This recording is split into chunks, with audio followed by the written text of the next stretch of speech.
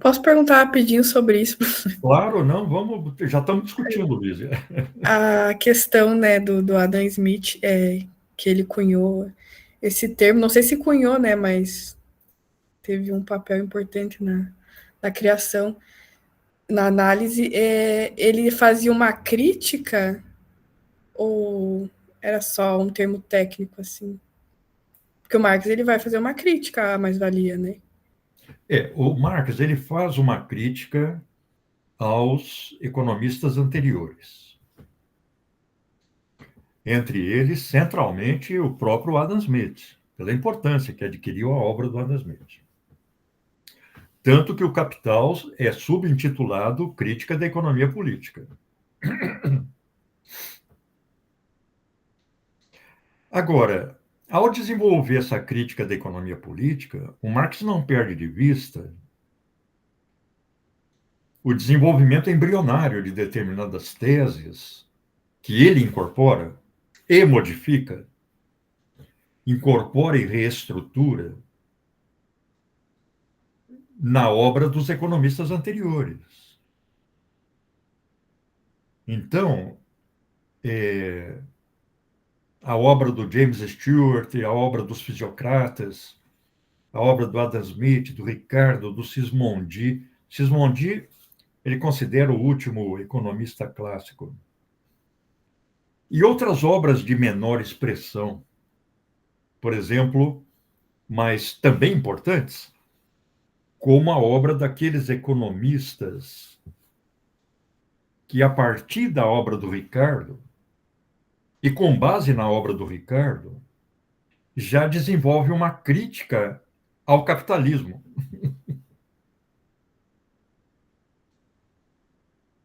É muito interessante nós lermos o prefácio do Engels ao livro 2, particularmente a segunda parte do prefácio, quando Engels defende o Marx da acusação feita por um economista alemão chamado Rodbertus Jagso, de que o Marx teria plagiado a teoria da mais-valia que ele, Rodbertus, teria desenvolvido anos antes. Aí o Engels mostra como na obra do Marx já há uma reconstituição histórica da teoria da mais-valia que vem lá do Adam Smith. Na verdade, o Marx vai além, porque nas teorias da mais-valia, ele também desenvolve a maneira como os fisiocratas desenvolveram uma teoria da mais-valia anterior ao Adam Smith. Embora os fisiocratas considerassem que a única forma produtiva de trabalho fosse o trabalho agrícola. De qualquer modo, o Marx não é o inventor da teoria da mais-valia. Ele desenvolve a teoria da mais-valia, na minha opinião, e aí acho que o Engels tem razão naquele prefácio, realizando uma revolução teórica. Ele reestrutura o sistema categorial. Ele reestrutura a teoria da economia política para desenvolver a sua teoria da mais-valia, que é central na obra dele. Todo o capital gira em torno da exploração do trabalho, que é a teoria da, da produção da mais-valia. Então, o Engels, nesse prefácio, ele compara, aliás, numa comparação que tem um paralelismo quase literal com o que o Thomas Kuhn faz sobre a descoberta do oxigênio na estrutura das revoluções científicas. O Engels ele fala, e é o exemplo que o Thomas Kuhn também dá, o Priestley ele constatou o oxigênio, ele viu que era uma coisa diferente. Assim como o Chile.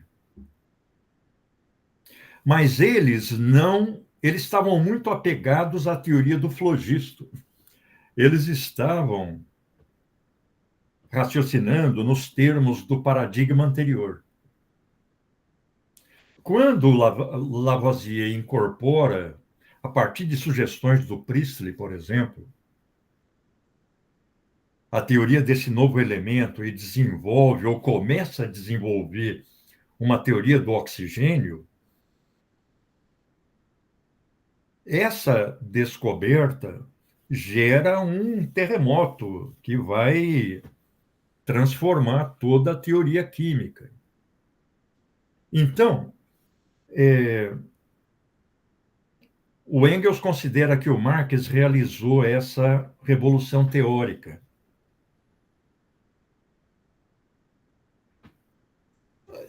Anteriormente, eu achava que o Marx era um mero continuador dos economistas clássicos. Mas quando você se aprofunda na leitura do Capital, fica patente que a obra do Marx desenvolve uma teoria revolucionária diante dos economistas clássicos. Revolucionária no sentido do Thomas Kuhn, ele realiza uma revolução paradigmática. Ele ressignifica as antigas categorias, os antigos conceitos, e cria novas categorias, como o trabalho abstrato e o trabalho concreto, no contexto de um arcabouço teórico novo.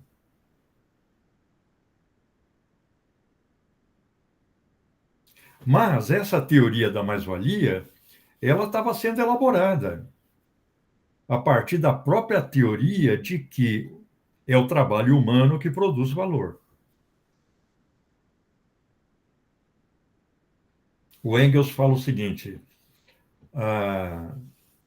aqueles economistas que, com base na obra do Ricardo, já começavam a fazer uma crítica da sociedade capitalista, ele cita o Robert Owen e outros,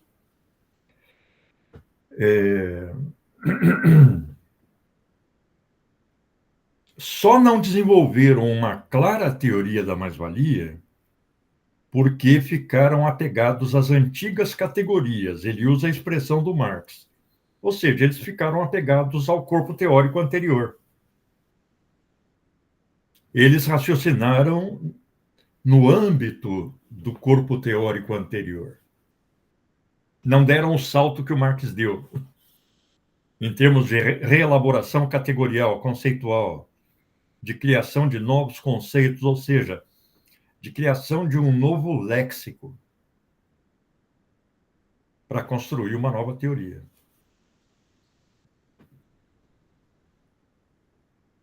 Então, realmente, há uma ruptura entre a obra do Marx e a obra do Sismondi, a obra do David Ricardo, a obra do Adam Smith, dos fisiocratas, do James Stewart, do William Pett.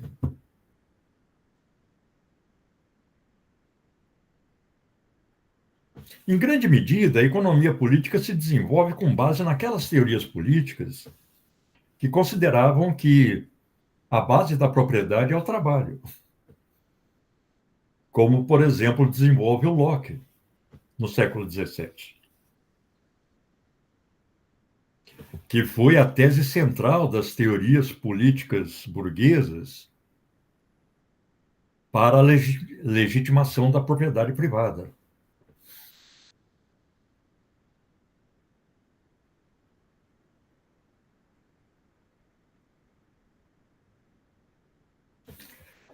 Entrando nesse capítulo que nós vamos discutir hoje, vocês devem ter percebido um grande paralelismo com o capítulo da mercadoria. Só que Enquanto no capítulo da mercadoria o Marx analisa a composição da mercadoria, aí ele vai analisar o processo produtivo da mercadoria e o processo produtivo da mercadoria nas condições capitalistas. Em primeiro lugar, ele analisa aquilo que ele chama de trabalho concreto, o trabalho útil. Para ele, ele usa uma expressão forte, condição eterna de toda a sociedade humana. Quer dizer, esse trabalho que ele analisa abstratamente na primeira parte, para ele independe de forma histórica, ou seja, independe de relação de produção. Toda a sociedade vai organizar o seu trabalho combinando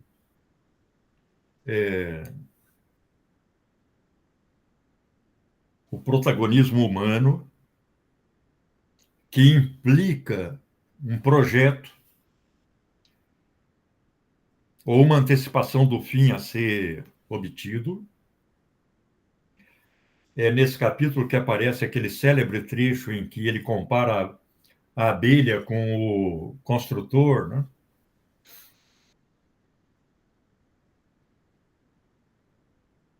Onde ele fala, olha, o pior construtor deixa longe a melhor abelha,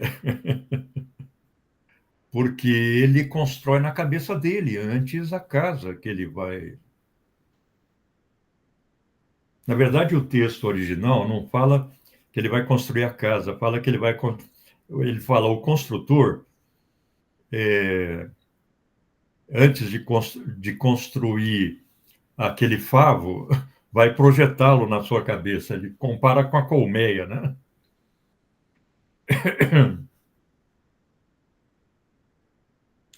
Mas aí ele considera que esse processo de metabolismo entre os homens e a natureza, ou de troca material entre os homens e a natureza,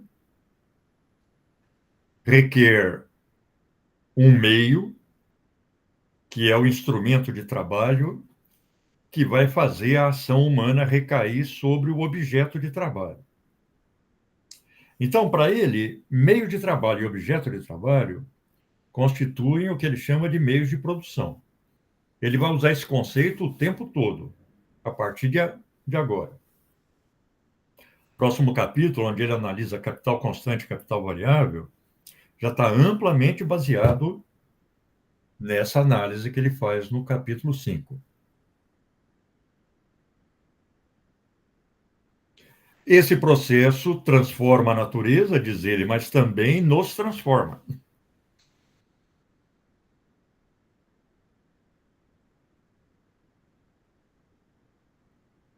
Através do trabalho, nós modificamos o ambiente, mas, ao mesmo tempo, o trabalho nos modifica.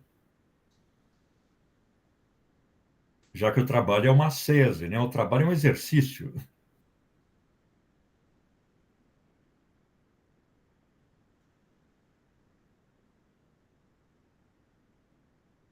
Agora, esse trabalho orientado a um fim, cujo resultado é um produto útil,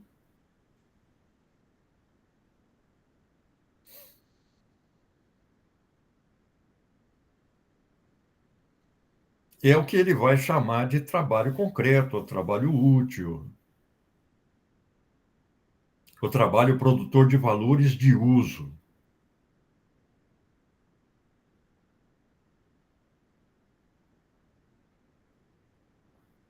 Você vê que ele diz que esse trabalho, tanto o projeto quanto o instrumento, vão disciplinar a nossa atividade, vão orientar a nossa atividade. Nós temos que manter a atenção permanente durante o processo. Essa atenção é a manifestação da nossa vontade no processo de trabalho. Então, ele analisa o processo de trabalho independentemente da sua forma histórica. O processo de trabalho como produtor de valores de uso. E aí, claro, ele sempre estende muito a análise, né? Ele fala, olha, a terra é o primeiro objeto de trabalho, mas também as águas, né? Lago, mar e tal. Está pensando na pesca, está pensando em... Mas ele fala, a terra só se torna um objeto de trabalho depois de muitas mediações. O trabalho humano já tem que estar muito desenvolvido para transformar a terra em objeto de trabalho, porque ela se torna um objeto de trabalho na agricultura. E a agricultura supõe todo um processo histórico anterior, um processo de desenvolvimento histórico produtivo anterior. Ele usa sempre os termos do direito, né? Ele fala, a terra é o nosso locus standi. Na linguagem do direito, o locus standi é o lugar onde o advogado fica de pé para discutir com o juiz. Manuela.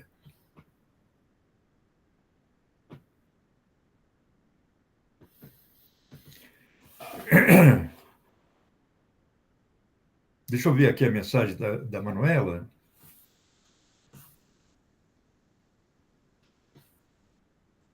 Não, a tradução não tem como sair do trilho, Manuela. É claro que quando o Marx se refere ao trabalho na língua inglesa, ele fala, os ingleses eles têm duas palavras, uma de origem latina e outra germânica, para designar o objeto na sua forma geral e na sua forma específica.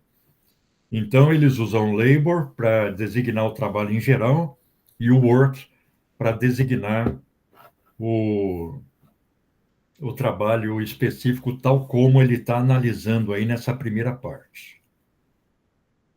Mas é a palavra alemã, Werke, que é trabalho. Eu fiz essa pergunta boba porque, assim, na minha cabeça, pelo menos, parece que a palavra trabalho, pelo menos no português, parece estar muito associado ao trabalho no sentido capitalista da coisa, de tipo, 8 horas de trabalho, um trabalho cansativo, etc, etc. Daí, por isso que eu fiz essa pergunta, mas, enfim. É não importante, veja. Esse é o sentido que o Marx vai dar ao trabalho na análise do capital. Quando ele fala de trabalho no capital, isso já aparece na segunda parte desse mesmo capítulo, é o trabalho nas condições capitalistas. Mas ele está dizendo aí que o trabalho enquanto produtor de valor de uso independe de forma histórica. É essa atividade de transformação da natureza em que nós nos transformamos. Claro, rapidamente a forma histórica se põe quando você analisa o processo de trabalho, porque ele é um processo social, implica relações sociais, implica comunicação, implica linguagem.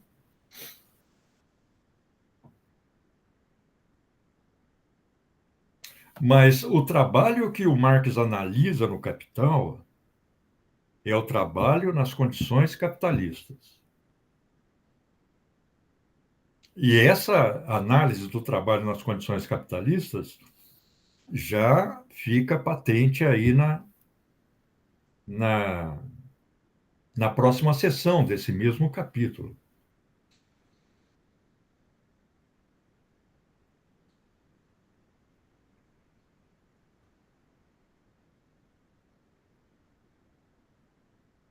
Eu tenho uma dúvida, professor. Karina. Ó, eu vou ler um trechinho aqui que eu não entendi, daí se o senhor puder explicar. Quando um valor de uso resulta do processo de trabalho como produto, nele estão incorporados como meios de produção outros valores de uso, produtos de processos de trabalhos anteriores. Aí até aqui tudo bem. Aí essa parte, para o próximo que eu fiquei confusa. O mesmo valor de uso que é produto desse trabalho constitui o meio de produção de um trabalho ulterior, de modo que os produtos não são apenas resultado, mas também condição do processo de trabalho. Veja que o Marx, ele não vai dizer o trator é produto de um processo de trabalho. Simplesmente. Para ele, esse trator vai ser produto ou vai ser meio de produção, dependendo da função que ele tem no processo produtivo. Enquanto resultado de um processo produtivo, ele é produto. Mas quando ele entra como um equipamento na agricultura, ele é meio de produção. Então, o Marx vai fixar a função. Vejam que ele, ao analisar o processo de trabalho, vai considerar isso. Quando você produz o fio, a produção do fio supõe a produção anterior do algodão.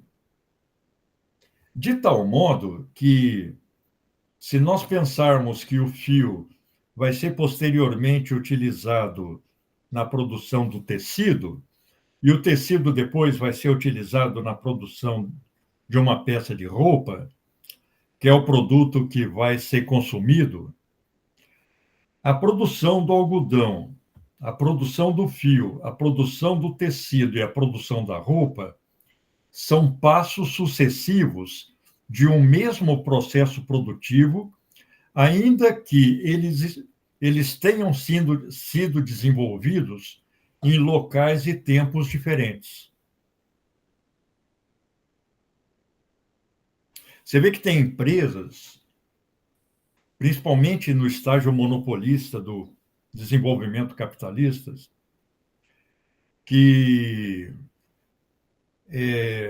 abrangem todos os passos do processo produtivo. Ela extrai o minério, ela produz o aço, do aço ela produz a chapa que vai ser usada na produção.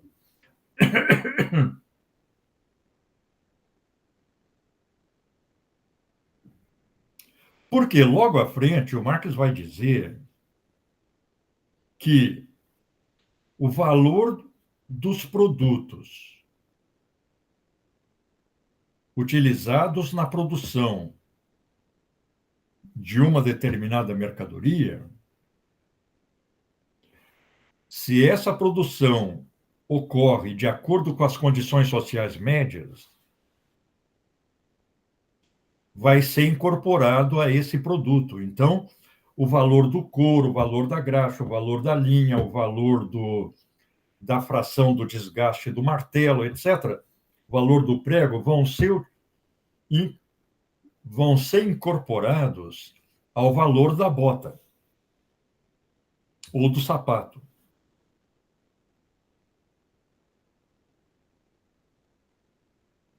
Ou seja, o produto incorpora o valor de todos os seus meios de produção.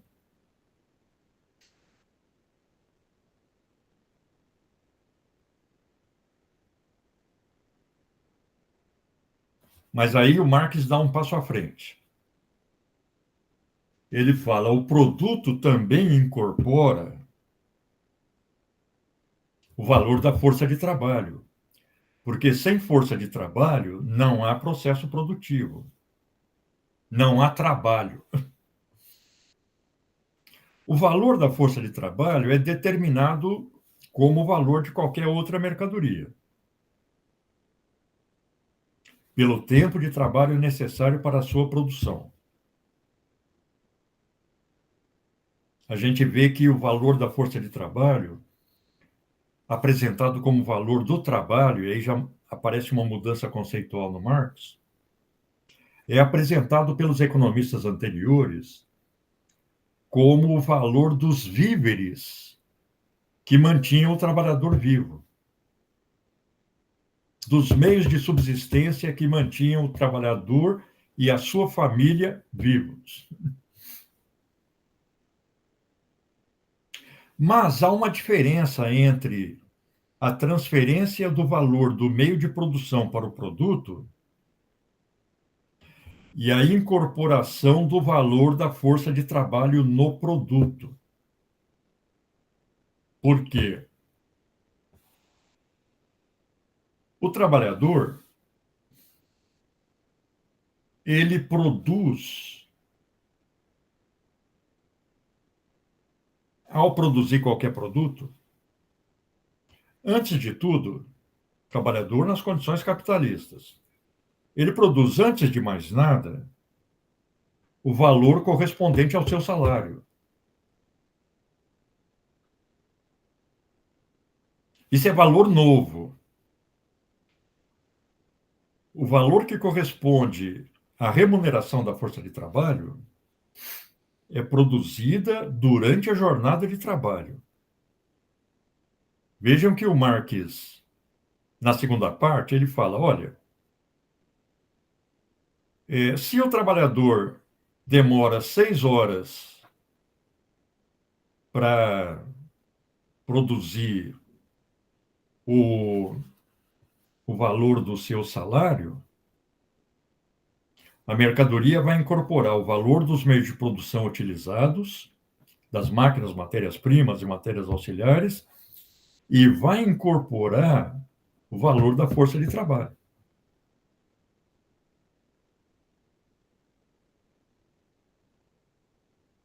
A diferença é que os meios de produção simplesmente transferem valor para a mercadoria nova, enquanto que o trabalhador, para produzir o equivalente ao seu salário, produz um valor novo durante o processo de trabalho, durante a jornada de trabalho. Mas aí o Marx fala, ele dramatiza um pouco nesse capítulo, ele fala, se ficasse nisso, o capitalista ia ter uma desilusão, porque ele teve essa trabalheira toda para recuperar, depois de vender a mercadoria, apenas o valor dos meios de produção e da força de trabalho. O seu ganho foi 0. Mas aí o Marx fala, olha, o capitalista sabe que ele não contratou o trabalhador apenas por 6 horas. Ele contratou por 12 horas. Então, o trabalhador, nas 6 primeiras horas, vai produzir o equivalente ao valor da sua força de trabalho, o equivalente ao seu salário. Mas ele não foi contratado para produzir durante 6 horas, ele foi contratado para produzir durante 12. As 6 horas restantes são trabalho excedente. O valor que o trabalhador produz nessas 6 horas restantes é grátis para o capitalista. É mais-valia. Então, quando ele vende a mercadoria produzida, ele obtém uma quantia em dinheiro maior do que aquela que ele adiantou ao iniciar o processo produtivo. De onde veio esse valor a mais? Do trabalho do trabalhador. A tese central do Marx é de que a mais-valia só pode ser produzida no âmbito do processo produtivo. No âmbito da circulação, não se produz mais-valia. Então, agora eu entendi. Então, ele faz uma diferenciação, Lízia. Ele fala, quando nós temos uma mercadoria, por exemplo, do produtor individual, que simplesmente incorpora o valor dos meios de produção e o valor da força de trabalho, nós temos produção de valor. Mas quando nós temos um processo produtivo em que, além do valor dos meios de produção e do valor da força de trabalho, nós temos um valor adicional grátis, uma mais-valia, nós temos produção de mais-valia ou produção capitalista. Produção de mercadoria no capitalismo implica necessariamente produção de mais-valia.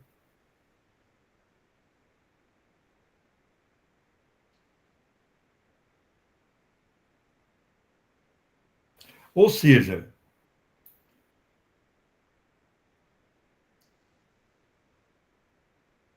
a produção que produz mais-valia é a produção que valoriza o dinheiro adiantado.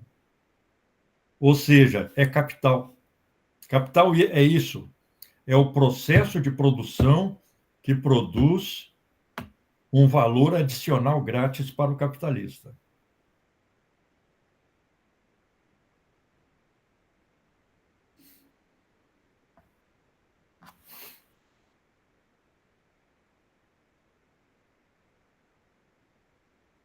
Vejam que ele divide o capítulo em produção de valores de uso, processo de trabalho, e depois o processo de valorização.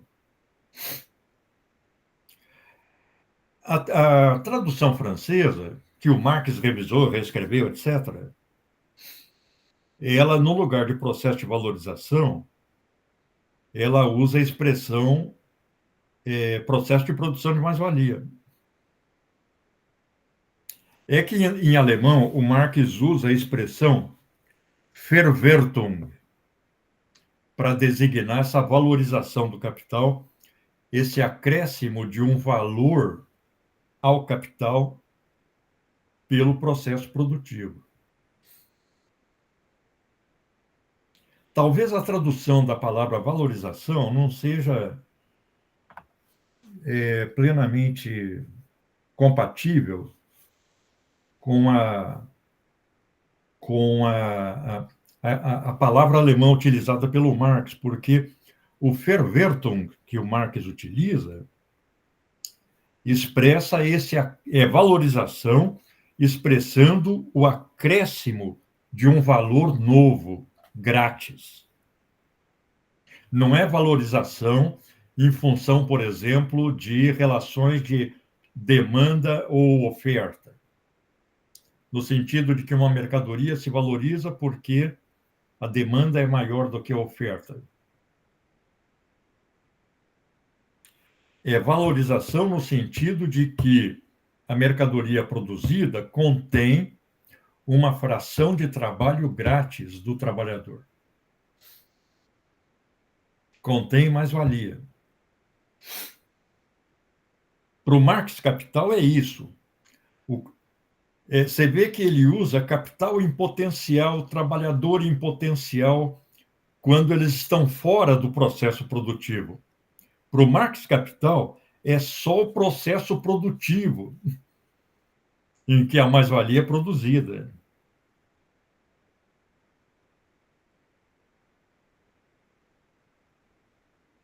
É claro que ele tem toda uma teoria da circulação do capital, de formas diversas do capital, como ele vai desenvolver no livro 2.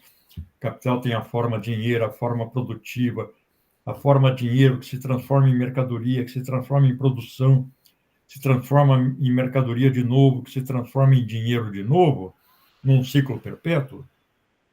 Mas para ele, capital é o processo de valorização, ou seja, de criação de valor novo grátis.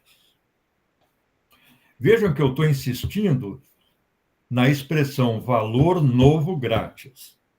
Porque quando o trabalhador, numa parte da jornada de trabalho, reproduz o valor da sua força de trabalho, ele está produzindo valor novo.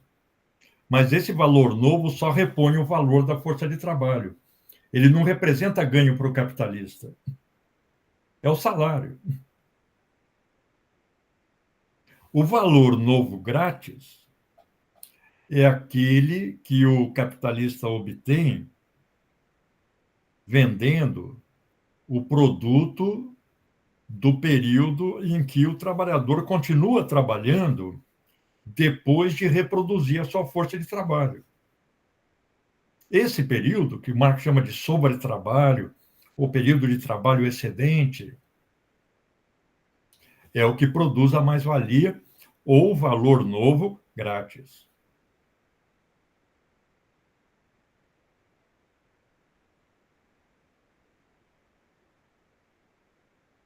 Então, O trabalhador para o capitalista é a galinha dos ovos de ouro. Mas veja que o Marx tem o cuidado de dizer, olha, isso não significa que esteja sendo cometida uma injustiça com o trabalhador. Do ponto de vista jurídico, ele vendeu a sua mercadoria para o capitalista. A sua mercadoria é a força de trabalho. Como todo comprador de mercadoria, o capitalista vai usar essa mercadoria, ou seja, vai usar a força de trabalho do trabalhador por um certo período. Um certo número de horas, uma semana, um certo número de jornadas de trabalho. Só que, à diferença de outras mercadorias, o uso da força de trabalho é o trabalho. E o trabalho produz valor. Então, o capitalista compra do trabalhador a mercadoria que, ao ser usada, produz valor. Tá, no caso vai ser óbvio, né, essa minha pergunta, mas só para ver se eu entendi. Que no caso produz valor porque é literalmente produtivo, no sentido de produzir algo concreto. Importante isso. Veja, é imprescindível que a mercadoria produzida possua um valor de uso. Mais que isso, é imprescindível que a mercadoria possua um valor de uso social, ou seja, um valor de uso para terceiros. É isso que permite a venda da mercadoria. O valor de uso é condição sine qua non do valor. Uma mercadoria não é pensável uma mercadoria sem valor de uso. Por outro lado, o uso da mercadoria, quer no consumo individual, quer no consumo produtivo, também vai exaurindo o seu valor. O Marx dá o exemplo da máquina, que ele vai apresentar logo no capítulo seguinte. Ele fala, vamos supor que uma máquina dure 10 anos. Vamos supor que, por ano, uma máquina sofra um desgaste de 1/10 do seu valor de uso por ano. Então, ao cabo de 10 anos, ela virou sucata. Mas na medida em que ela vai virando sucata, ela vai transferindo o seu valor para as mercadorias que ela ajuda a produzir. Então, valor de uso e valor são, podemos dizer, dois lados da mesma moeda, a mercadoria. O valor de uso é a mercadoria no seu aspecto concreto, específico, como um objeto que vai satisfazer necessidades humanas, um objeto útil. O valor dessa mesma mercadoria expressa o trabalho utilizado na produção dessa mercadoria apenas do ponto de vista do seu tempo, do tempo gasto para a produção dessa mercadoria. É claro que o Marx ainda faz a observação, olha, nós temos diferentes qualificações de trabalho e um trabalho com uma qualificação mais complexa, ele cita aí o trabalho do joalheiro, vai produzir mais valor no mesmo tempo, em relação a um trabalho menos qualificado, ou um trabalho não qualificado. De qualquer modo, o trabalho que produz valor de uso É esse trabalho concreto, em que a gente transforma a natureza para produzir uma mesa, produzir um sapato, produzir uma peça de roupa. Ao transformar a natureza, nós nos transformamos. Veja, em grande medida, a questão ambiental é posta pelo impacto da produção capitalista no ambiente.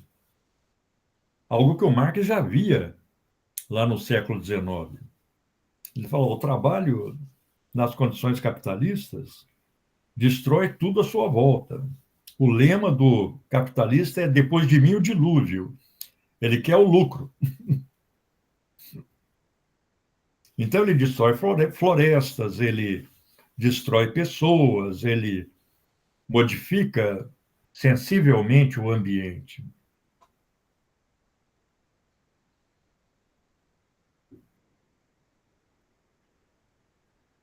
Mas esse trabalho, do ponto de vista do tempo despendido, produz valor. De tal forma que o trabalho de 6 horas, o trabalho de 12 horas, produz o dobro do valor do trabalho de 6 horas.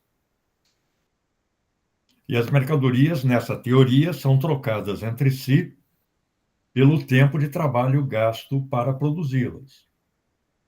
O tempo de trabalho socialmente necessário para produzi-las.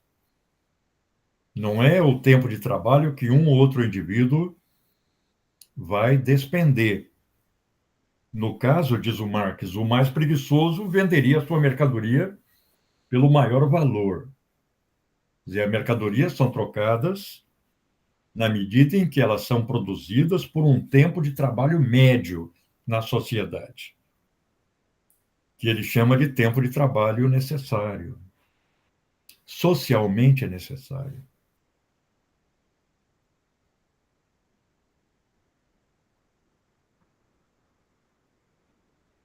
Então, essa segunda parte do capítulo é muito importante porque ela, quando o Marx analisa o processo produtivo do ponto de vista da produção de valor, e não do ponto de vista da produção do valor de uso, fica explícita a sua teoria da mais-valia.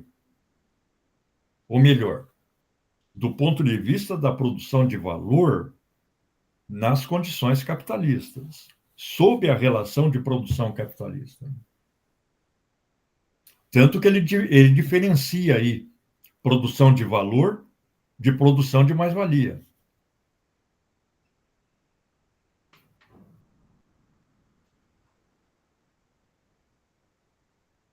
Essa valorização, utilizada nas traduções, é a agregação de valor novo grátis a uma massa de mercadoria produzida. É o que diz a tradução francesa, é a produção de mais-valia.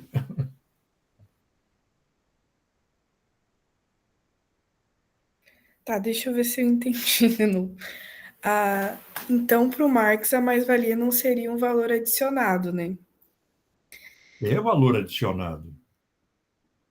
Tá, mas não é no final do processo. Como assim no final do Não, é processo? que assim, ele dá o exemplo ali do linho Certo. no final do segundo tópico. E daí ele fala sobre o processo de produção do linho, do algodão, do meio de produção e do final do linho, né? Certo. E daí ele diz que no final, vou pular para o final, que desse modo 27 shillings transformaram-se em 30 shillings, Certo. criando-se um mais-valor de 3 shillings. Eu entendi que, no caso, o capitalista ele compraria essa força de trabalho e esses meios de produção por um valor menor e depois ele venderia pelo valor Maior. isso. Basicamente é isso. Só que há uma questão importante aí. Vamos supor que o capitalista adiante R$ 1.000 em meios de produção e R$ 50 em força de trabalho.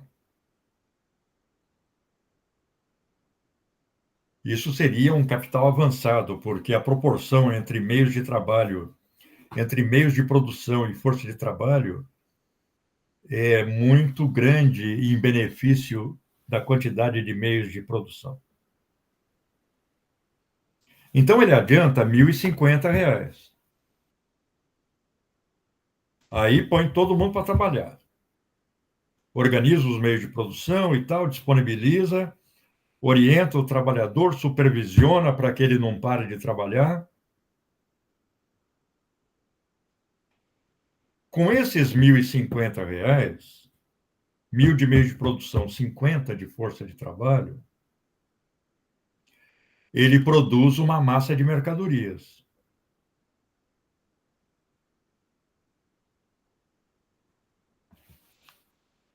Vamos supor que todo o valor dos meios de produção transferiu-se para a mercadoria produzida, para simplificar o cálculo.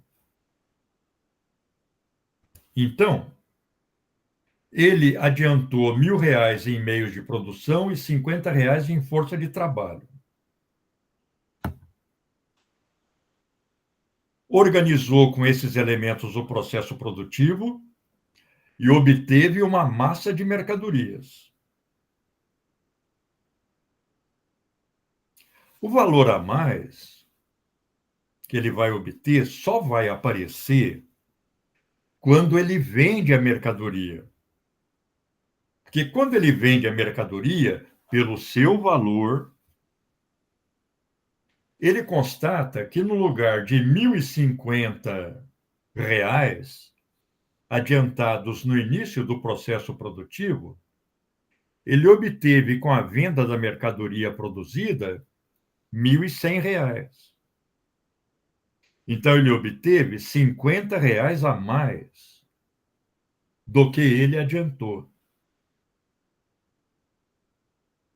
Esses R$ 50 a mais não se originam no processo da circulação, ou seja, no processo de venda da mercadoria.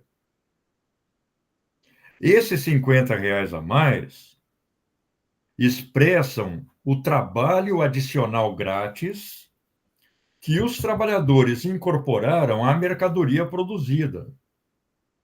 Então, a mais-valia incorporada à mercadoria produzida, e quando essa mercadoria produzida é vendida, fica patente que no lugar do equivalente aos custos de produção, meios de produção e força de trabalho, nós temos um valor a mais. É que eu acho que eu não quero acreditar nisso, porque eu não quero acreditar que isso tem uma lógica, sabe? Porque é isso, é que nem o senhor está explicando, faz sentido. Mas eu não sei se eu quero que faça. Certo. Veja, Lísia, o ponto de partida do Marx é uma teoria do valor, é a teoria da mercadoria. Ele só está sendo consequente com a teoria da mercadoria que ele desenvolveu.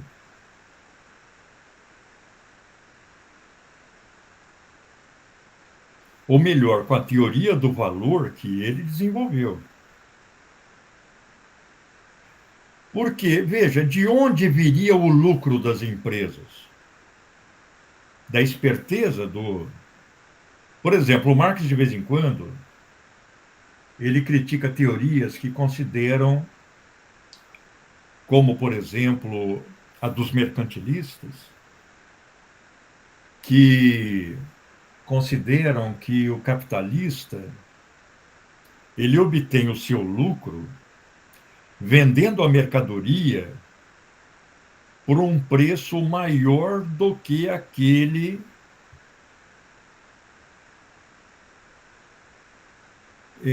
que esteve na base da sua produção. Ou melhor, o capitalista vende por um valor mais alto do que o valor efetivo da mercadoria. Aí o Marx fala, olha, se fosse o caso, esse capitalista venderia por um preço maior do que o valor, enganando os outros capitalistas. Então, ele imporia uma perda aos outros capitalistas. Mas ele não está considerando que os outros capitalistas vão vender para esse primeiro. E aí vão vender, por sua vez, também por um preço maior do que o valor da mercadoria. O único resultado que se obtém nesse raciocínio é a exigência de uma quantidade maior de dinheiro para circular a mesma quantidade de mercadoria. É uma tese permanente do Marx e é uma crítica permanente que ele faz aos outros economistas, a ideia de que o lucro, na expressão, na palavra usada pelos empresários, depois o Marx dá um sentido específico, a palavra lucro, não vem da circulação de mercadorias, das relações de compra e venda.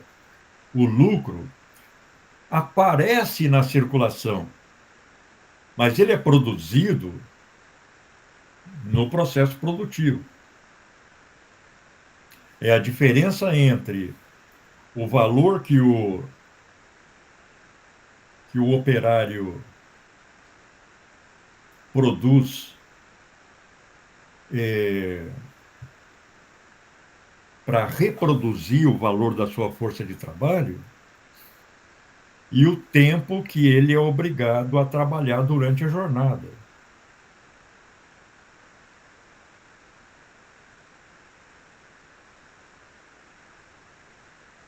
Se você raciocina estritamente de acordo com a teoria do valor,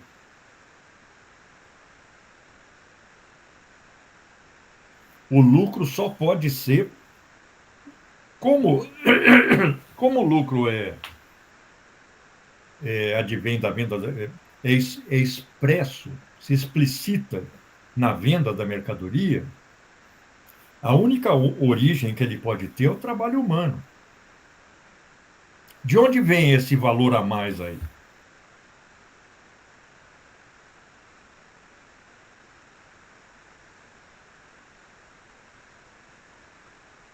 É que o dinheiro ele é só uma expressão, né, desse trabalho, na verdade. Claro, o dinheiro é uma mercadoria usada como meio de circulação.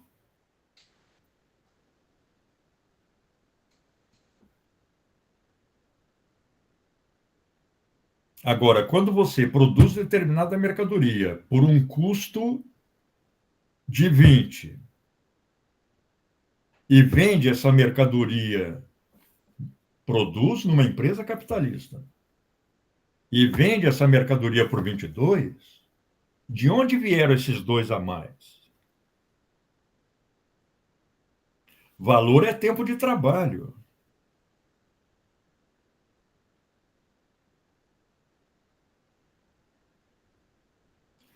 De onde apareceu esse tempo de trabalho que produziu esses dois a mais?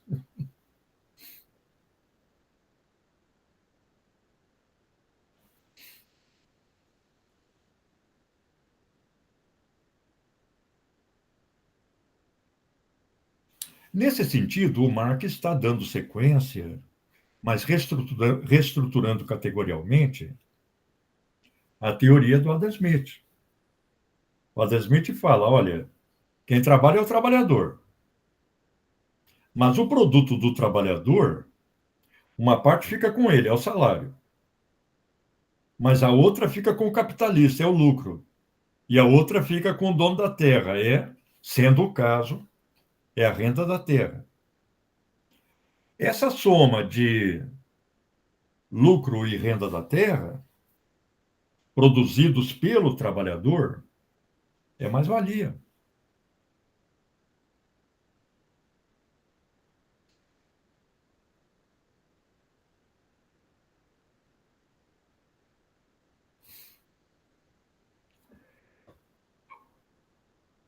No livro 2, o Marx analisa a circulação do capital e ele apresenta a primeira forma que adquire o ciclo do capital é dinheiro sendo adiantado pela primeira vez,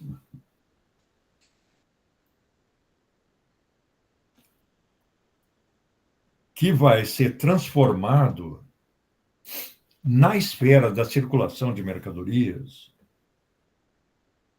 em meios de produção e força de trabalho. Então, o capitalista ele vai encontrar, o Marx já fala isso aí, no mercado, as mercadorias, os meios de produção, e no mercado de trabalho ele diferencia o mercado estrito sensu do mercado de trabalho, a força de trabalho. Então, ele compra.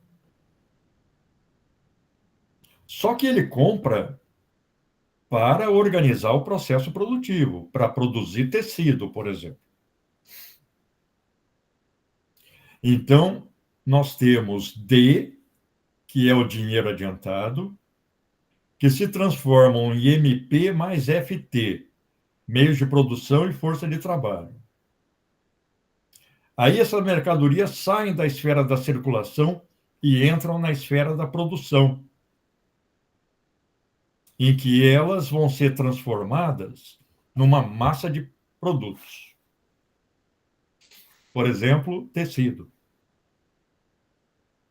Então, o P do processo produtivo se transforma no M de uma massa de mercadorias que tem que ser vendida. O capitalista vende o tecido produzido. E quando ele vende o tecido produzido, ele obtém uma quantidade de dinheiro maior do que aquela que ele investiu inicialmente. Ele obtém um lucro. Um delta, além do que ele adiantou.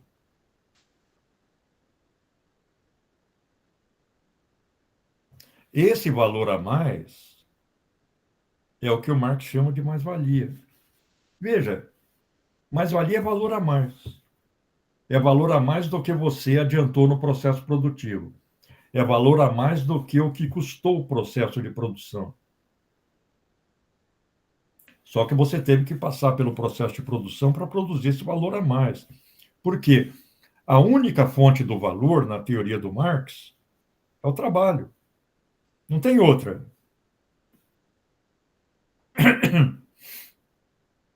É só por meio do processo de trabalho que se produz valor.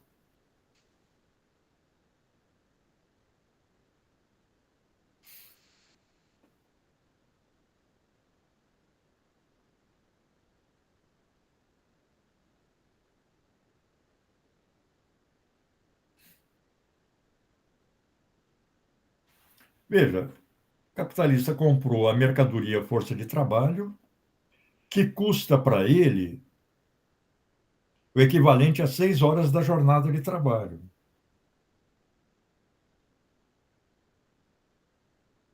Mas ele não está pagando o trabalhador para trabalhar 6 horas.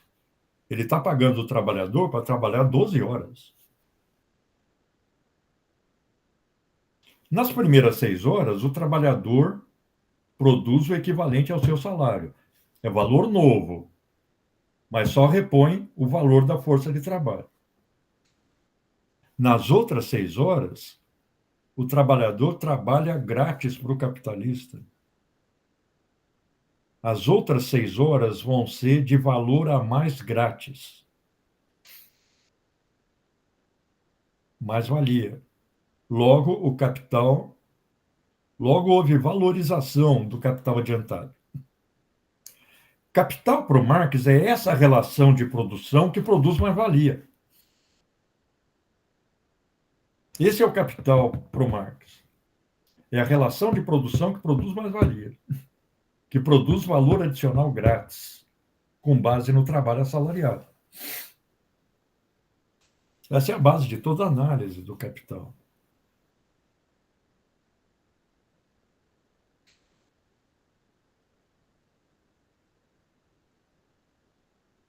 Veja, que sentido teria uma empresa investir um monte em prédio, em máquina, em vias de acesso, em matérias-primas, em aquisição de força de trabalho, a contratação do trabalhador, para ela obter com a venda da mercadoria produzida a mesma coisa que ela adiantou no início do processo.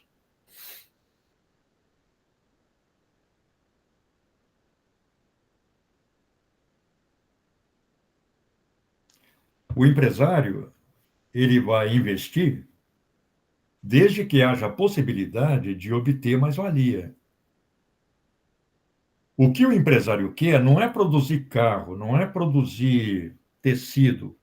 O que ele quer é produzir mais-valia. Produzir tecido, celular, para ele é um detalhe. Ele pode produzir qualquer coisa, desde que produza mais-valia.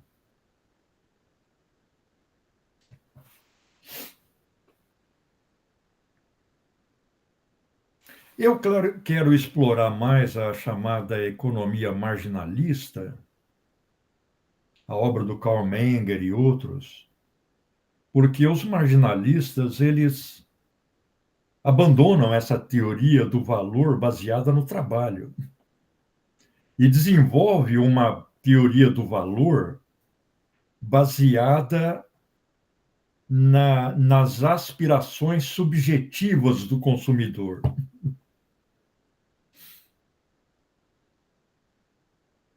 Karina. Uma dúvida que eu e a Manu nós estava comentando antes. Os fusos que ele fala no texto é os turnos de trabalho? Não, fuso é aquela agulha do tear Tá. mecânico. Pensei que era fuso de trabalho. Eu não sei o que a Manu tinha entendido. Na Não, minha não, não. cabeça era um turno de trabalho, Não, mas eu entendi o que ele quis falar no final. turno de trabalho é uma coisa. Quando ele fala, inclusive, que usa o fuso, que é uma peça do tear mecânico, como representante de todos os meios de produção. Então, no lugar de apresentar uma lista enorme de máquinas diferentes e matérias-primas diferentes, ele usa o fuso representando o conjunto dos meios de produção. Faz sentido, professor. Eu estava entendendo que era outra coisa. Então tá. Que vergonha, eu fiz várias teorias sobre o que seria o fuso.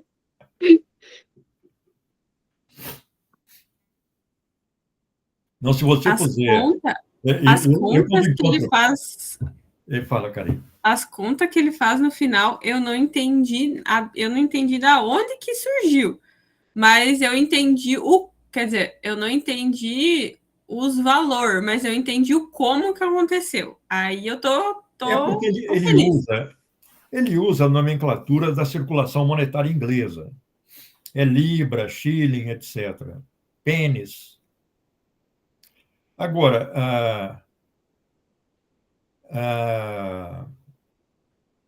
pene, né? A gente não pode pôr no plural, senão em português dá uma palavra diferente. Agora, o que ele mostra ali é só a diferença entre o valor que o empresário obtém vendendo o produto e o valor que ele adiantou. É só isso. Se você fizer a conta, é uma conta simples. Não tem matemática complexa no capital. A matemática mais complexa do capital é a regra de 3. É matemática de ensino fundamental.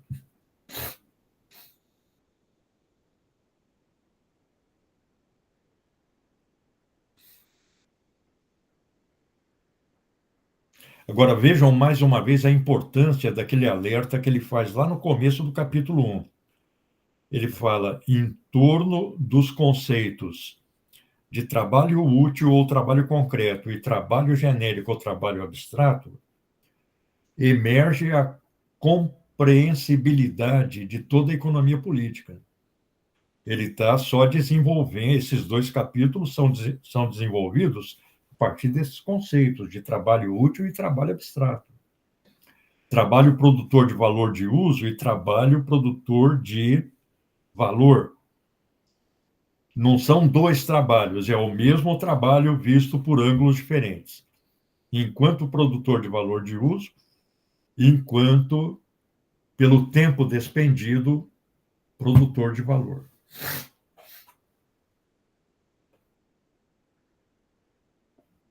Professor, tem uma. Ai, desculpa, mano, pode falar.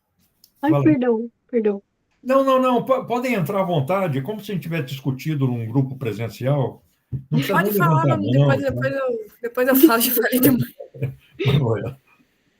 Eu tenho uma dúvida em relação ao trecho, eu vou dar uma lida daí, enfim. Não. Ele fala que o capitalista, no caso, transforma o valor, o trabalho passado, objetivado, morto, em capital, em valor que se autovaloriza, um monstro vivo que se põe a trabalhar como se o seu corpo estivesse possuído de amor. Isso seria em relação à mais-valia? Veja, ele considera que os meios de produção são trabalho morto, trabalho cristalizado, trabalho passado. Esses meios de produção, eles só entram em movimento, ou seja, só adquirem vida, se os trabalhadores os utilizarem. É por isso que ele fala que a força de trabalho em ação, ou seja, o trabalho, vivifica, ressuscita do mundo dos mortos os meios de produção. Se entra numa fábrica vazia à noite, depois do turno de trabalho, é um mundo parado, né? Está tudo parado ali. É preciso o trabalhador para pôr tudo aquilo em ação. É claro, é a linguagem metafórica do Marx, né? Que às vezes cansa um pouco, na verdade. Eu acho até que ele exagera nesse capítulo. A dramaticidade atingiu níveis elevadíssimos, principalmente na segunda parte desse capítulo, né? Pois é, eu ia Quando ele comentar fala- que... Desculpa. Não, eu ia comentar que teve alguns trechos que ele foi, tipo, mais, entre aspas, solto. Bem entre aspas, solto. Porque ele falou uma parte que, tipo, uma receita que seu médico McClush, não sei, já lhe havia prescrito como meio comprovado contra a epidemia de superprodução. E ele fala, tipo, o nosso capitalista. E... Ai, tem outra palavra aqui que eu anotei. Mas, enfim, eu acho que ele se permitiu mais nesse capítulo. Porque, veja, seria incompreensível. Isso ele já adianta lá no manifesto. Seria incompreensível para modos de produção anteriores um modo de produção que transforma a abundância em crise, transforma a abundância em destruição de meios de produção e de produtos.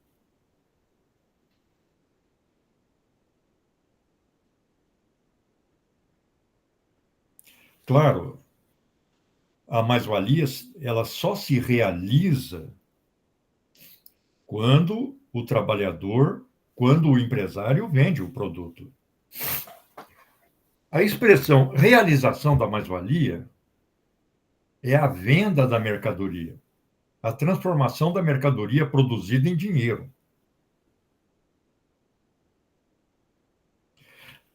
Para continuar a produção, o empresário tem que vender a mercadoria para comprar novos meios de produção e nova força de trabalho, num ciclo que se repete indefinidamente.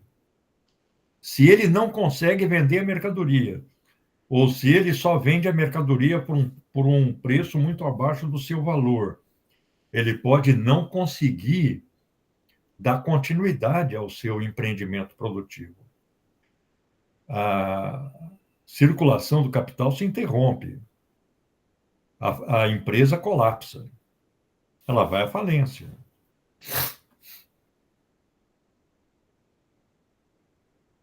Você vê, por exemplo, recentemente, essa empresa que fazia o transporte entre São Pedro do Sul e Santa Maria. Essa empresa é uma empresa industrial como todas as outras, que produz transporte. A indústria do transporte, ela tem a especificidade de produzir, de o seu produto ser consumido no momento mesmo em que é produzido, já que ela produz o deslocamento de um ponto no espaço para outro. E aí, ela começou a ter a concorrência de Uber. Ela começou a ter várias concorrências. E começou a não conseguir vender a sua mercadoria, que é o transporte. Colapsou. Eu via até alguns anos, em frente à biblioteca, tem um ponto desse ônibus, eu moro perto. Ele estava sempre lotado de gente. Mas o Uber, as vans, tiraram o mercado, tiraram compradores dessa empresa e ela faliu. Recentemente eu vi no Diário de Santa Maria uma notícia sobre o leilão dos ônibus do Expresso São Pedro.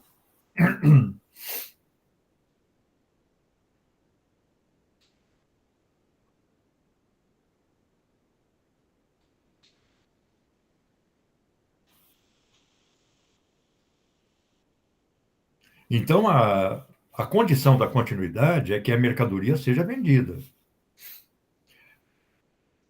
Capital é comprar para vender. É comprar meios de produção e força de trabalho para organizar um processo produtivo e vender a mercadoria produzida. É por isso que a economia capitalista se baseia na economia de mercado. Ela supõe o desenvolvimento da economia de mercado, Karina. Eu tenho uma dúvida em relação a, por exemplo, os professores. Tá. Ah, tá. Acho que minha dúvida não faz sentido. Não, eu também tenho dúvida. Pode falar, porque essa... Por exemplo, assim, se eu sou uma empresária, não sei, né? Vou montar uma escola, por exemplo, e vou vender. Mas é que assim, se eu for vender um produto, tipo, a educação se torna o produto, né? No caso. A mercadoria. A mercadoria. É por isso que eu falei que Tem não faz valor sentido. de É uma uso. pergunta boba. Claro, claro. Não, veja, o Marx dá um exemplo específico, nós vamos ver isso logo à frente, do professor de uma escola particular. Ele fala, o professor de uma escola privada produz mais-valia. Porque, veja, ele está contribuindo para produzir a mais importante mercadoria da sociedade capitalista, que é a força de trabalho. A força de trabalho é uma mercadoria como qualquer outra. E o trabalho do professor integra a formação da força de trabalho, a produção dessa mercadoria. O Marx só fala do professor de uma escola particular, de uma escola que é uma empresa de ensino. Mas eu acho, aí aparece a minha dúvida, que nós podemos transpor essa tese também para os professores do sistema público de ensino. Porque o sistema público de ensino, ainda que gerido pelo Estado, tem a função de produzir força de trabalho. Tem a função de produzir a principal mercadoria de uma economia capitalista, do modo de produção capitalista, que é a força de trabalho. E vejam que hoje essa produção começa no berçário, porque uma quantidade crescente de mulheres trabalha fora e estuda, e ao sair da licença maternidade, já põe o filho numa creche, num berçário, Isso muda muita coisa, porque, por exemplo, o ensino da linguagem era desenvolvido pela mãe, principalmente na fase inicial do desenvolvimento da criança. Agora, a criança já está lá junto com as professoras e professores, desde cedo. Ela aprende a falar simultaneamente na escola e na família. A gente vê que boa parte das teorias do sistema de ensino lá dos anos 60, 70, falam em duas educações. Aliás, antes disso, o Durkheim já falava isso. A primeira educação, que é aquela que nós recebemos na família, e a segunda da escola. Agora, nós não temos mais essa segmentação. Agora, a educação familiar crescentemente se desenvolve simultaneamente com a educação escolar. E às vezes até em menor quantidade, porque a criança fica em Claro, turno, claro, por claro. exemplo, 7 da Claro. manhã às 6 da tarde, e aí chega em casa e toma banho e dorme, né? Dorme, a interação com a família é pequena e vai ocorrer em maior escala só no final de semana. A minha tese é de que o trabalho do professor é um trabalho produtivo, na medida em que produz a principal mercadoria da sociedade capitalista, a força de trabalho. Era essa a minha dúvida Agora, mesmo. a complexidade do processo está em que, para o Marx, na sociedade capitalista, o trabalho é produtivo desde que produza mais-valia. Então, nós teríamos que ver como se configura a produção de mais-valia numa escola estatal. Veja, o Marx considera também o Estado como um capitalista, a empresa estatal como uma empresa capitalista. Nós podemos considerar o sistema de ensino como uma grande empresa, ou um conjunto de grandes empresas geridas pela União, pelo Estado e pelo município no Brasil, em base capitalista. O professor é um trabalhador assalariado, a escola ela necessita de meios de produção, esse trabalho é supervisionado, o professor não vai fazer o que quer, é um trabalho que deve obedecer a determinadas diretrizes. Por exemplo, é muito interessante nós lermos a Didática Magna do Comênios. É um texto do século XVII. O século XVII é um século de expansão das manufaturas, em que a empresa capitalista tinha adquirido o formato de uma fábrica com uma divisão interna do trabalho muito capilarizada, mas fundada na ferramenta manual. Então, era uma fábrica que não tinha se desprendido totalmente ainda do trabalho artesanal.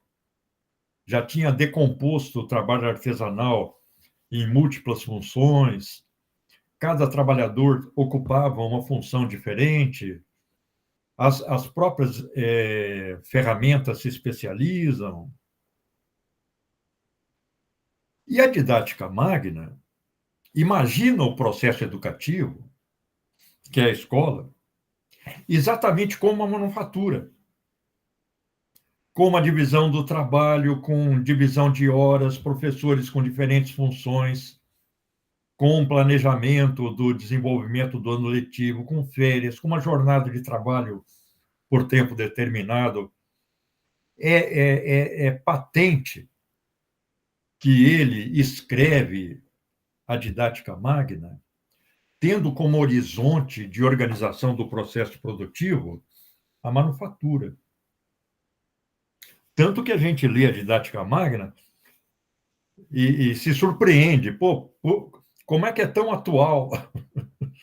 Claro, ele imagina a empresa ele imagina a escola como um decalque da empresa capitalista da época, a manufatura.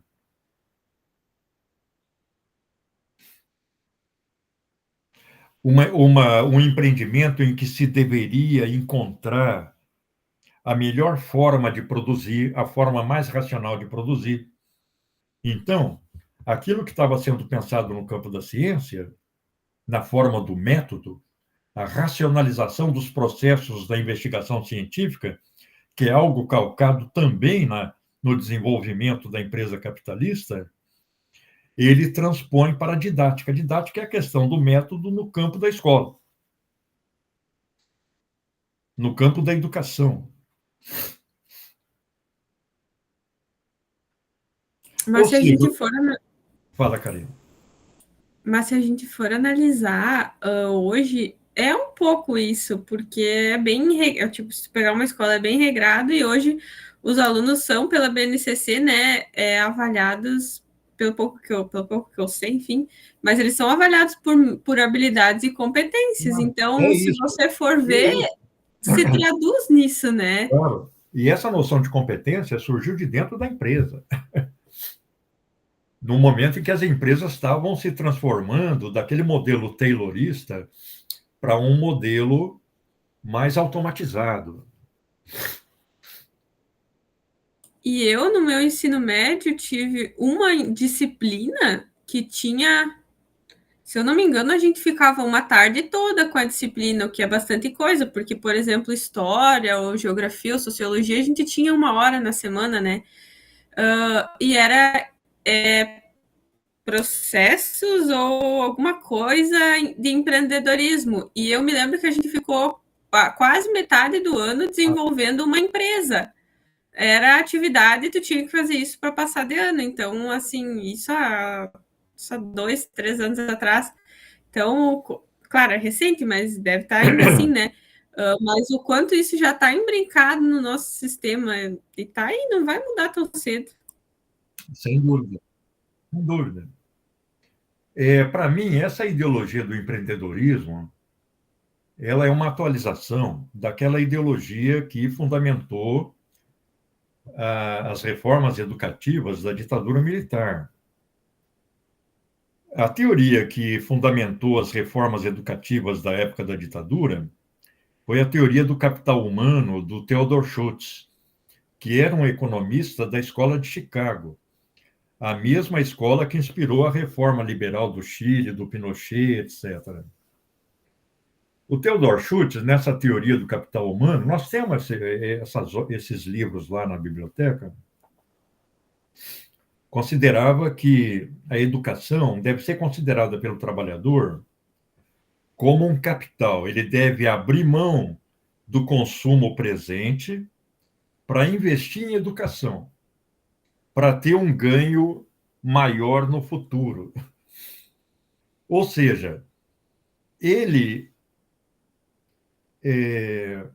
revestia a formação da força de trabalho com a ideologia do capital, como se a força do trabalho, como se a força de trabalho do trabalhador fosse um capital para o trabalhador.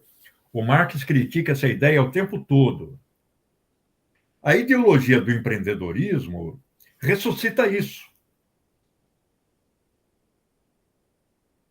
Então, o motorista de Uber, que é um assalariado, é um empreendedor. O entregador de iFood, que é um assalariado, é um empreendedor. Agora, isso faz. Vamos levar em conta que a formação da força de trabalho não implica apenas a qualificação profissional, implica também o ajuste da visão de mundo do futuro trabalhador à naturalidade das relações capitalistas de produção. A aceitação das relações capitalistas de produção. Claro, o processo educativo não diz você deve aceitar, etc. Isso é tácito. Mas a cabeça das pessoas é formada de tal forma que o mundo capitalista à volta delas é um mundo natural. É que eu estava discutindo recentemente com o pessoal do teatro que que estava levantando a questão das regras da BNT e tal, né? E eu fiquei intrigado com essa questão da BNT, comecei a procurar e vi que a BNT, que para nós é considerada uma força da natureza, é como se tivesse no nosso ambiente desde o Gênesis. Quando se fala em ABNT, ninguém questiona. Aí eu fui procurar a história da ABNT no próprio site da ABNT, e ela se orgulha de dizer que foi criada em 1941 e imediatamente reconhecida pelo governo federal. Mas é óbvio, nós estamos aí no auge do Estado Novo. O Estado Novo se organizou de acordo com uma Constituição calcada na Constituição polonesa, que era uma cópia da Constituição fascista da Itália.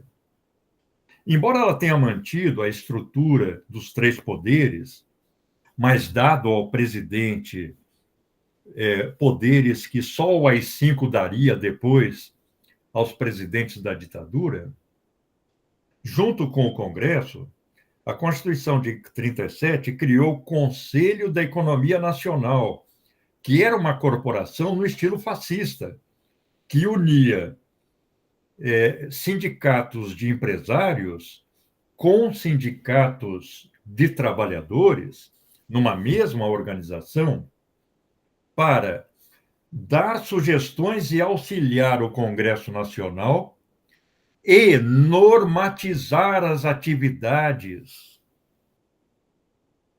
econômicas e sociais do país. Normatizar no sentido corporativo medieval do termo.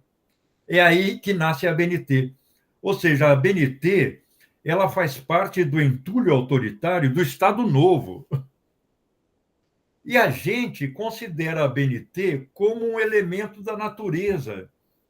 É como o Sol e a Lua. A ABNT está aí, ninguém questiona, ninguém historiciza a ABNT. É claro que ela mudou, se refuncionalizou, etc. Mas ela tem o DNA daquele normativismo do Conselho da Economia Nacional do Estado Novo, que era uma corporação em termos fascistas, que juntava sindicatos de trabalhadores com sindicatos empresariais na mesma organização. É isso que a corporação fascista fazia na Itália. Juntava as organizações empresariais com as organizações de trabalhadores numa mesma corporação. Era a ideologia da conciliação de classe com o formato da organização medieval do ofício. Foi o que o Getúlio tentou reproduzir aqui no Brasil, e dessa tentativa emergiu a gloriosa ABNT, que regulamentava até o pão do burro da esquina, né? Estava puxando carroça. Regulamentação no sentido da corporação medieval de ofício, que regulamentava o trabalho da forma mais estrita possível. Vamos lembrar que capitalismo é inovação, é quebra de estruturas, é revolução tecnológica o tempo todo, né? Então, normatizar é pôr uma camisa de força num modo de produção que se desenvolve com base no antagonismo de classe e na concorrência entre os próprios empresários. Então, de repente, você junta tudo na mesma organização, empresários e trabalhadores, numa organização que vai deixar tudo organizadinho, tudo normatizado, para funcionar como um relógio.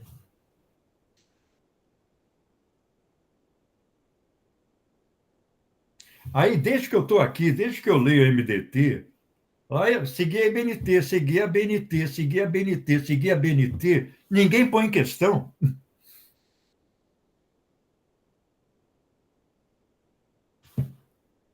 Nossa, para mim foi uma novidade, não sabia, não fazia ideia, não fazia ideia. De Dá uma verdade. lida na Constituição dá uma lida na Constituição de 1937. Lê a página da ABNT, o histórico, quando ela foi fundada, ela se orgulha de ter sido criada em 1941. Ela é um desdobramento desse Conselho da Economia Nacional. Aí, Acho que a gente vai ter que fazer revolução, né?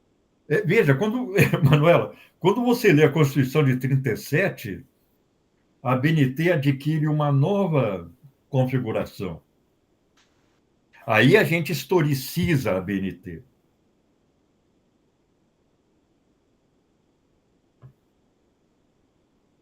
A Se tu discussão pegar surgiu porque... Fala. Se a gente pegar uma coisa tão simples, né, tão simples em teoria como a BNT, e a gente nunca, nem os universitários, né, nunca questionaram, aí você imagina as relações capitalistas que envolvem o teu Claro, mundo claro, e claro, tudo. claro.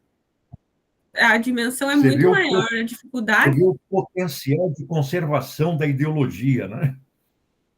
Da reprodução dessas relações de produção a partir de um trabalho de inculcação ideológico massivo, cotidiano, que não para nunca, que se manifesta através da escola, da televisão, da igreja, da universidade, etc. E o que nós somos? Nós somos um Zé Ninguém nesse grande aparato de formação, né? E de conservação de relações sociais, né?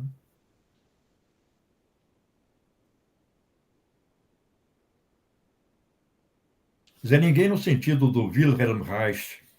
Quer dizer, aquele indivíduo que está esmagado por um maquinário de reprodução social, né? Chega a ser engraçado, porque a gente fala para os nossos alunos, até no PIBID mesmo, que a história está em tudo, tudo é história. Só que daí a gente realmente não para pensar que tudo mesmo, tudo, tipo, até a BNT Claro, faz claro, parte claro, da claro. história. Não, Tem claro. uma história por trás. Eu acho que o grande mérito do Marx foi esse, de estar atento à historicização de todos os aspectos da vida social na sociedade capitalista. Ainda mais considerando que os economistas clássicos consideravam que as leis econômicas eram eternas, né? Que o capitalismo estava aí para sempre. E talvez até por isso dá para entender o porquê que o Marx talvez não tenha dado entre aspas, passo a passo para a gente chegar num socialismo, por exemplo, porque tá em tudo, o capitalismo tá em tudo, então para a gente conseguir avançar, entre aspas, né, que seria, avançar é uma palavra errada, porque seria uma questão de linearidade, mas enfim, para a gente conseguir, enfim, encarar essas questões, é muito mais difícil do que a gente pensa, né, porque tá em nós, tá Veja, imbrincado em nós. é por isso que na ideologia alemã, o Marx ele fala, olha, isso que vocês chamam de comunismo é a luta contra o status quo. Porque, veja, quando você fala em luta contra o status quo, são essas 1000 relações de poder e de exploração que caracterizam a sociedade capitalista. E isso está presente no movimento feminista, no movimento contra a discriminação LGBT, está presente no movimento antirracista e está presente no movimento dos trabalhadores. Não que o movimento dos trabalhadores seja homogêneo. Nós temos trabalhadores que votaram na Marine Le Pen e no Trump. Mas o desenvolvimento da sociedade capitalista, apesar desse maquinário de conservação, está ancorado no antagonismo, está ancorado em relações conflituosas, em relações que implicam luta. O tempo todo. Agora, é o que você falou. Para onde essa luta nos leva? Aí a resposta é difícil.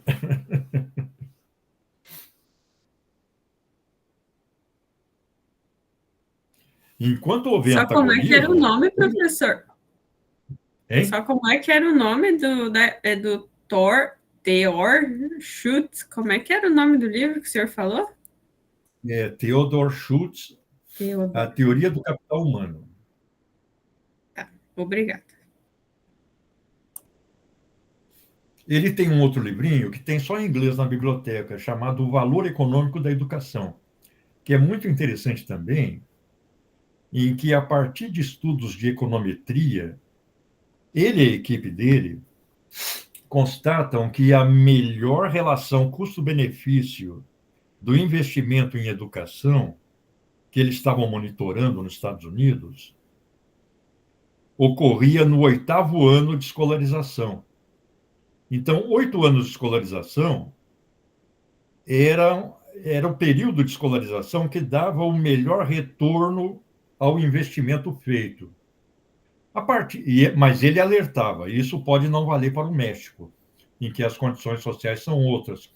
Mas, a partir daí, a obrigatoriedade dos 8 anos de escola se tornou global. Foi incorporada às políticas educacionais no mundo inteiro.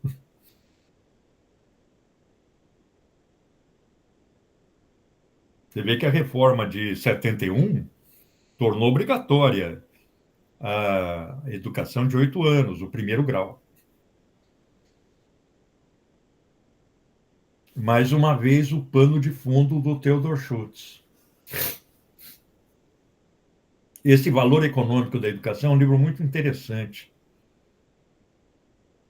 Mas é isso, Manuela. Na medida que você vai explorando, você vai descobrindo a historicidade dos processos. Nós temos que sempre fazer a pergunta por quê? Por que 8 anos? Então, nós vamos ver um processo, nós vamos ver um histórico que levou a isso.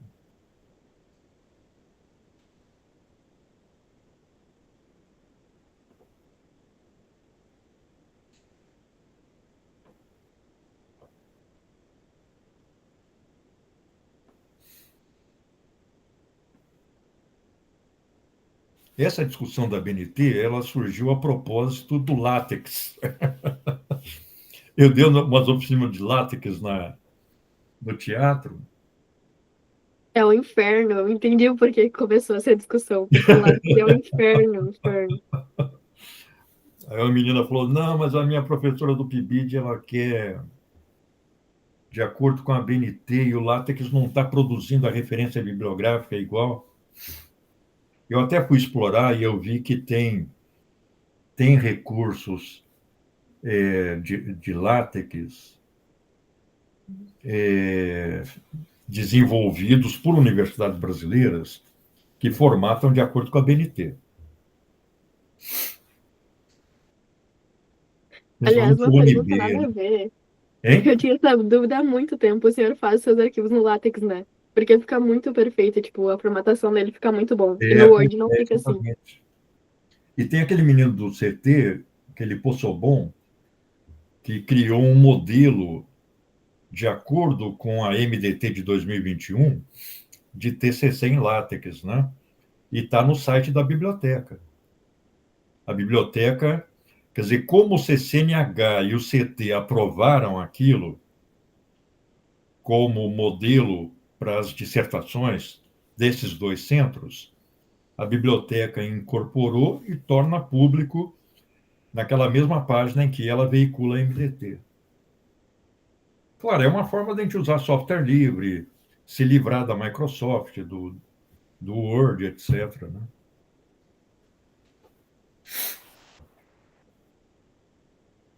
Mas foi muito interessante o negócio do látex esse semestre, porque muita gente usou o Overleaf, aquele editor online, e pelo Overleaf dá para interagir com a pessoa, né? Então foi uma coisa legal. Está sendo, porque os trabalhos não acabaram ainda.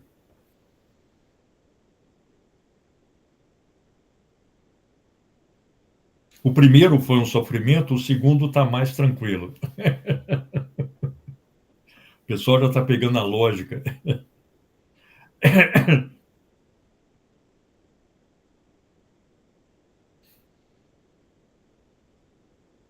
Não sei, pessoal, teria mais alguma questão que valeria a pena a gente discutir desses dois capítulos?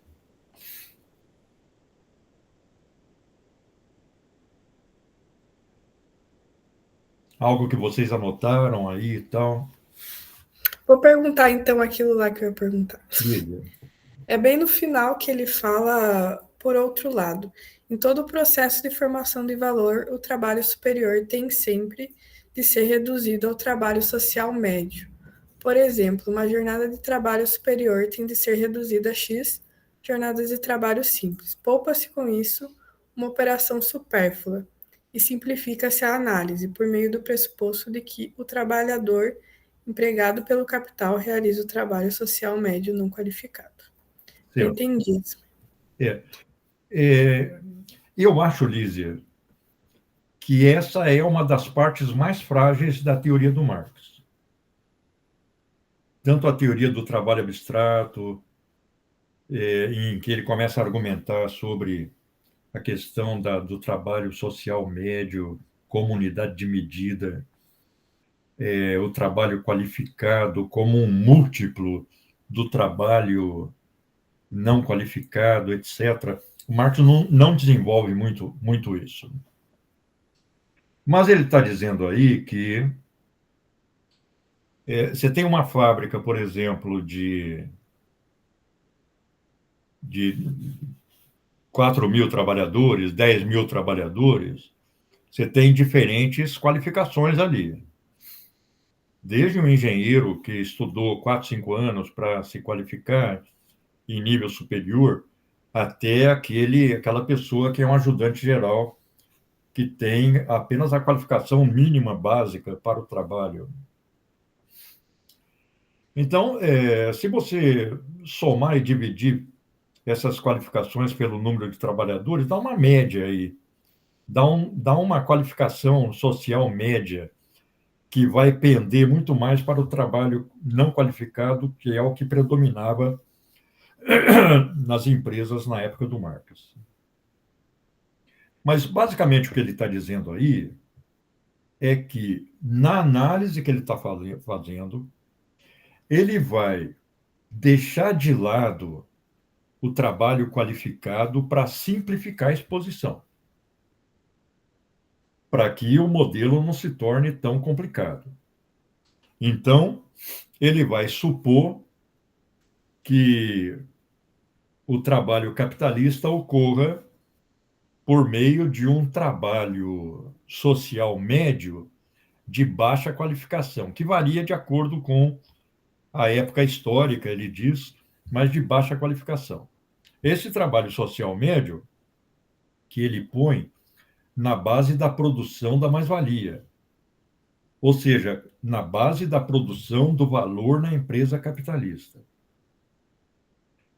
Ou seja, ele considera que é muito complicado inserir na análise formas de trabalho com diferentes qualificações, com graus muito complexos de qualificação, mas ele adianta que, para ele, o trabalho mais qualificado, que significa uma força de trabalho de maior valor, porque demorou mais tempo para ser produzida, vai produzir, num tempo dado, mais valor do que o trabalho não qualificado.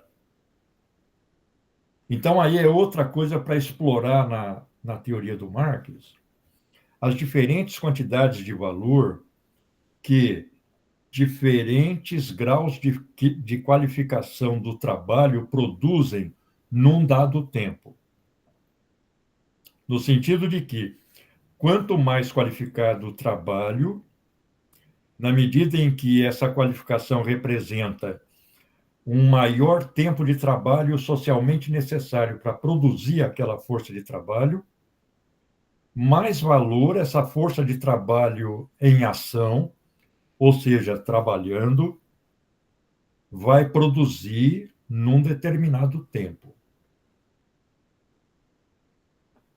De vez em quando ele fala aí do trabalho do joalheiro, né?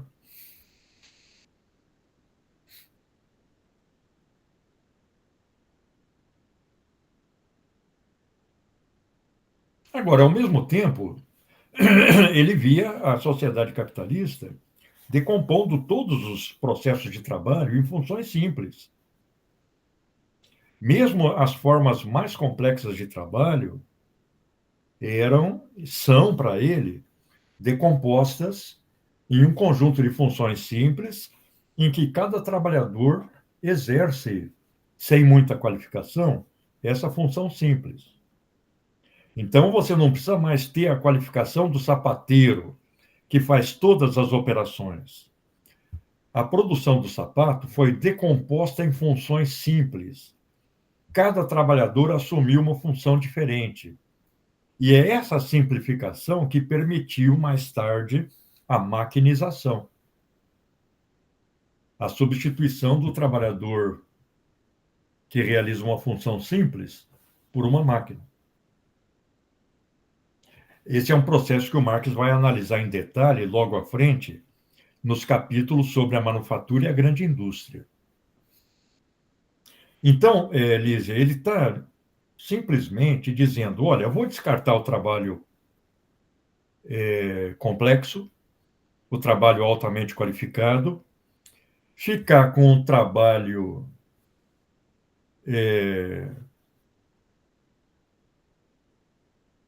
de qualificação social média para fundamentar a minha teoria da mais-valia.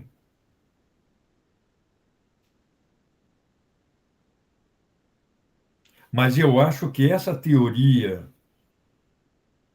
do trabalho, esses aspectos da teoria do trabalho na produção de valor, não de valor de uso, requerem um escrutínio mais atento na obra do Marx. Ele não desenvolveu muito isso.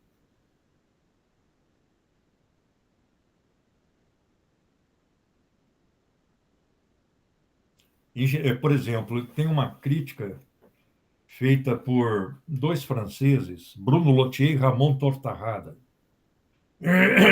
Inclusive, um livro sobre educação, não me lembro o título do livro.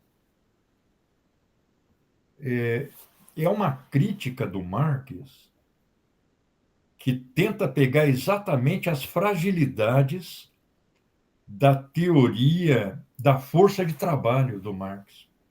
O Marx fundamenta toda a teoria dele na teoria da força de trabalho, mas a teoria da força de trabalho é frágil. O Marx não desenvolveu muito isso.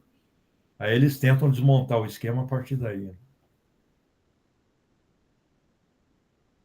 Eu acho até que eu postei esse livro, alguém me pediu, ele está no repositório do nosso grupo lá. Acho que é Educação e Trabalho Assalariado, é uma coisa assim o título. Está em francês o livro.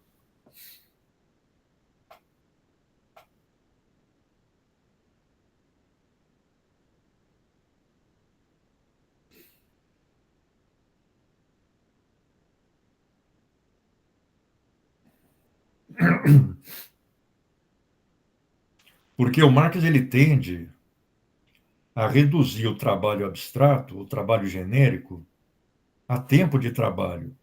Só que na sua teoria do trabalho abstrato ao trabalho genérico, o tempo de trabalho é apenas a medida da grandeza do valor. Ele desenvolve uma teoria do trabalho abstrato que não é muito coesa, não.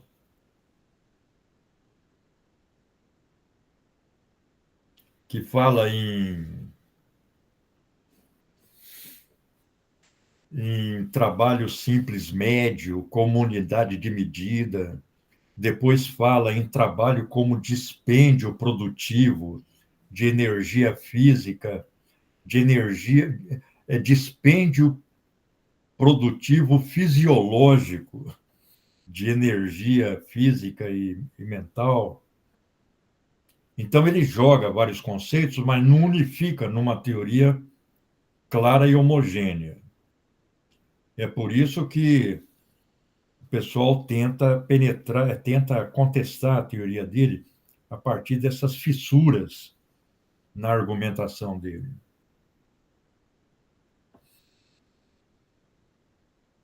Eu ainda não consegui me organizar para isso, mas quando eu estava discutindo com vocês os primeiros capítulos e lá a teoria do trabalho abstrato e concreto, eu comparei várias edições e há inclusive isso, em diferentes edições do Capital, ele vai desenvolver formulações diferentes.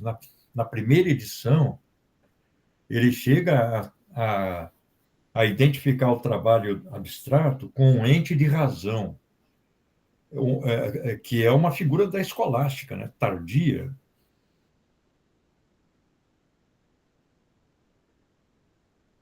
Ele não usa a expressão ente de razão, ele usa a expressão Gedankending, uma coisa do pensamento, é um ente de razão. Então, nós temos várias formulações nas várias edições do Capital que não estão unificadas numa clara teoria do trabalho produtor de valor. E esse é o fundamento de toda a teoria dele.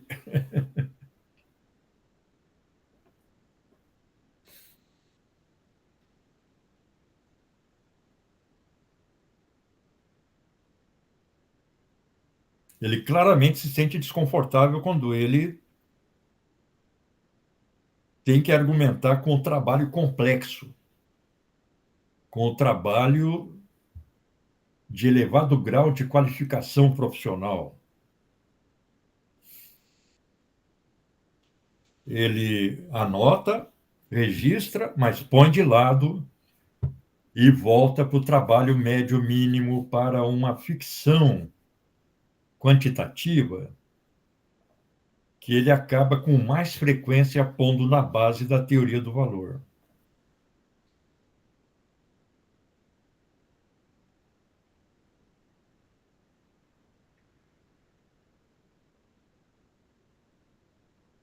Eu acho que eu vou desenvolver um pequeno trabalho monográfico sobre isso. Eu escrevi um artiguinho e aí compartilhar para discutir. Que realmente você pega o livro 1, você pega a primeira edição, tem algumas formulações que já não aparecem na segunda edição. E numa mesma edição do Capital, ele usa conceitos diferentes para designar esse trabalho genérico.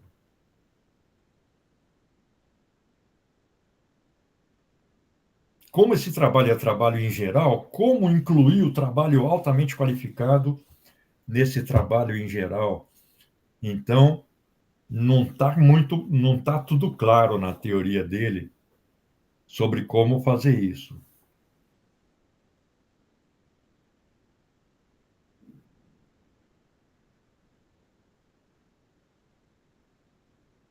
Acho que daí até mesmo a questão dos professores entra, né? Evento, claro, você viu que nós começamos a discutir, a gente já se deparou com problemas, né?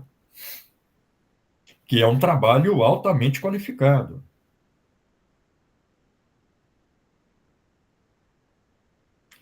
Mas pode ser, eventualmente, às vezes, no capital, com um trabalho improdutivo.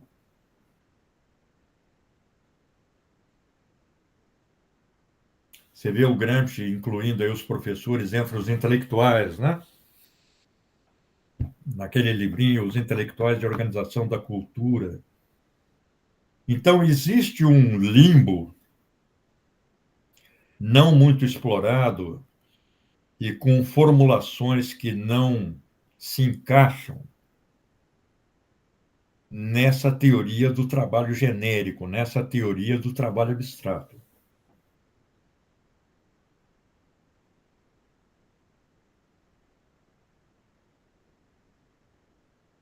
E aí pode ser aquele fiozinho que o gato pega com a unha e, a partir dele, vai desfiando todo o tricô.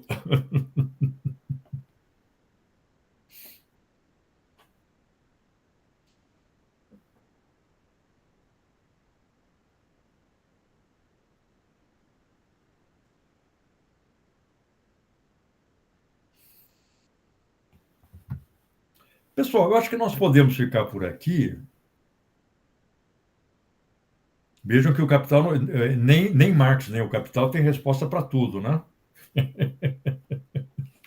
não nos dispensa de pensar, de investigar. O próprio capital não é uma força da natureza, não é uma lei da física, né? Não é um produto histórico, né?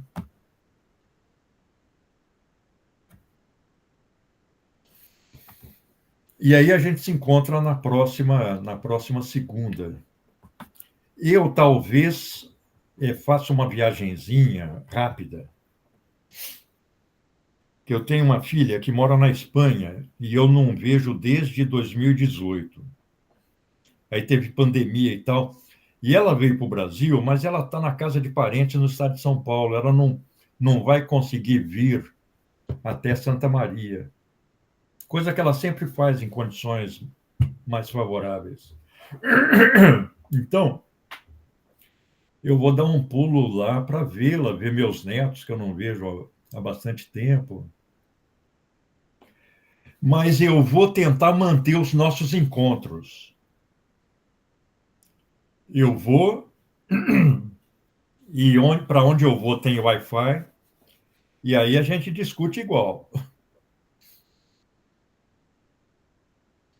Então, se eu não vou estar em Santa Maria, mas a gente mantém o encontro da próxima segunda. O texto sobre capital constante, capital variável, é um texto relativamente mais fácil, né? Esse capítulo tem traduzido na edição francesa que eu traduzi. Então, eu vou compartilhar de novo, né? Porque ele deve estar perdido lá no repositório, mas ele é até uma forma da gente dar uma escrutinada na tradução.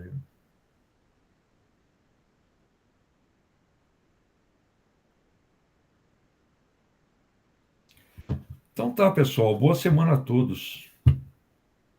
Tchau, tchau, gente. Tchau, professor. Boa tarde. Nos vemos na próxima segunda.